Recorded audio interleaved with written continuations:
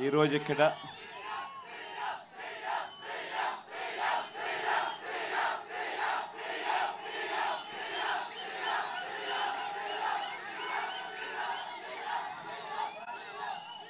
ఆటోలు నడుపుకుంటూ, ట్యాక్సీలు నడుపుకుంటూ, టిప్పర్లు నడుపుకుంటూ తమ జీవనం అంతా కూడా కొనసాగిస్తూ ఉన్న పరిస్థితిలో ఉన్న అన్నదమ్ములందరికీ కూడా ఈరోజు ఈ కార్యక్రమంలో స్వాగతం. మనమంతా కూడా ఈరోజు ఏకమయ్యాం. ఈరోజు ఇక్కడ ఏకమై ఒకవైపున మన సమస్యలను వినేందుకు, మన తరపున మనకు ఎటువంటి సమస్యలు ఉన్నాయి అని చెప్పి మా తరపున కూడా ఒక చట్టసభలో ఒక ప్రతినిధి మా తరపు నుంచి కూడా ఉండాలి. అలా ఉంటే మా సమస్యలు కూడా గవర్నమెంట్ దృష్టికి తీసుకొని పోగలుగుతాము.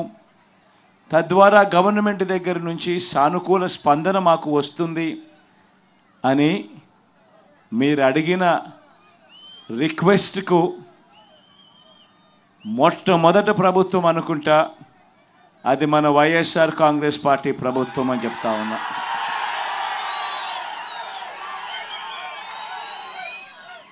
మీలో నుంచి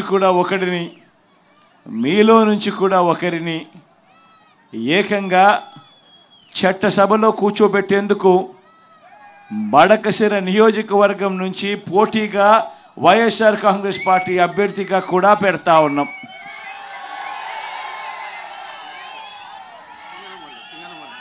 సింగనమల నియోజకవర్గం నుంచి పెడతా ఉన్నాం.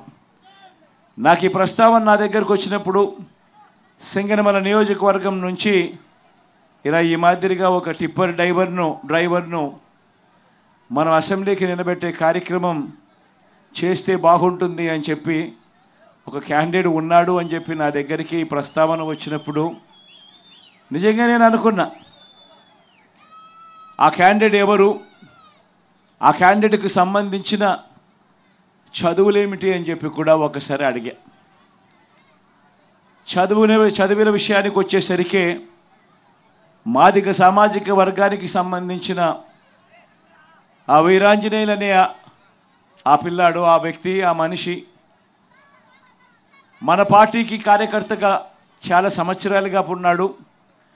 ఉంటూనే తాను ఎంఏ చదివి ఎంఏతోనూ కూడా చదువు సరిపెట్టకుండా ఏకంగా ఎంఏ ఎకనామిక్స్, ఆ తర్వాత బీఈడి కూడా పూర్తి చేసిన పరిస్థితిలో ఆ క్యాండిడేట్ ఉన్నాడు.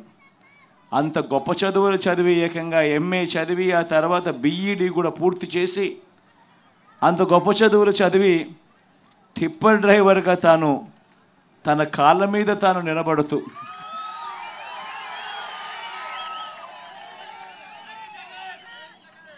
అటువంటి వ్యక్తిని ఎవరైనా కూడా అప్రిషియేట్ చేయాల్సింది పోయి, ఎవరైనా కూడా భుజం తట్టి శబాష్ అని చెప్పి అనాల్సింది పోయి, కారణం ఏంటంటే తాను ఉద్యోగం రావడం లేదు అని చెప్పి తాను బాధపడాల. చంద్రబాబు నాయుడు గారి హయాంలో తనకు ఉద్యోగం దొరక్కపోయినా కూడా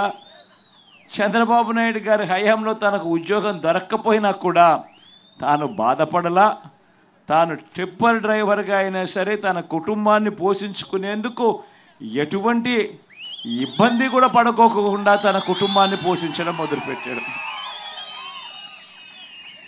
అటువంటి వీరాంజనేయులను చంద్రబాబు నాయుడు గారి హయాంలో ఎంఏ చదివి బీఈడి చదివి టిప్పర్ డ్రైవర్గా తన జీవితం కొనసాగుతూ ఉన్న ఆ వీరాంజనేయులను మన ప్రభుత్వం వచ్చిన తర్వాత ఏకంగా ఎమ్మెల్యే టికెట్ ఇచ్చి ఈరోజు నిలబెడతా ఉన్నాం.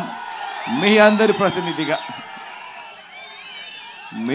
ప్రతినిధిగా మీ అందరికీ తోడుగా ఉంటూ మీ సమస్యలను కూడా చట్టసభలో లేవనెత్తడానికి మీ తరపున మీ సోదరుడుగా చట్టసభలో ఉండేందుకు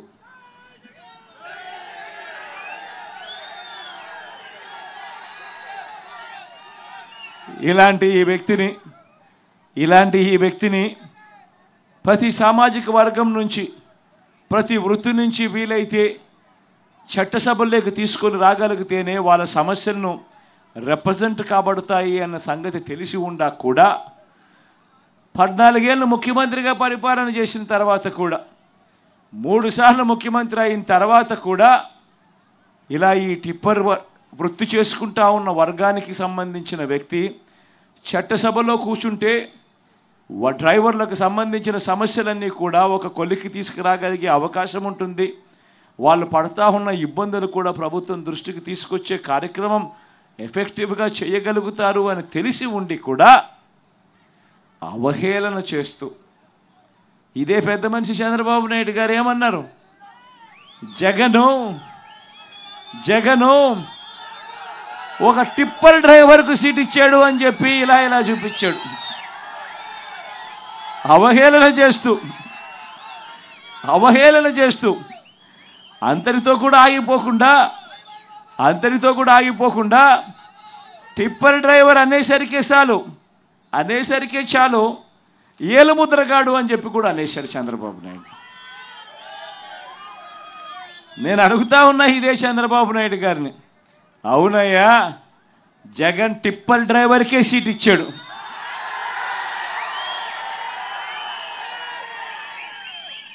ఏం తప్పు చేశాడయ్యా జగన్ అని అడుగుతా ఉన్నా. నువ్వు అవహేళన చేసేందుకు ఏం తప్పు చేశాడు అని అడుగుతా ఉన్నా. నిజంగా నువ్వు చెయ్యలేని పని, నువ్వు కోట్లు డబ్బులున్న పెత్తందారులకు నువ్వు టికెట్లు ఇచ్చావు. నేను ఒక సామాన్యుడికి, ఒక పేదవాడికి పార్టీ తరఫున నిలబెట్టించి టికెట్ ఇచ్చి గెలిపించే కార్యక్రమం నేను చేస్తా ఉన్నా. నిజంగా నీకు నాకు ఉన్న తేడా ఇది చంద్రబాబు అని సందర్భంగా ఒక వైపున చెబుతూ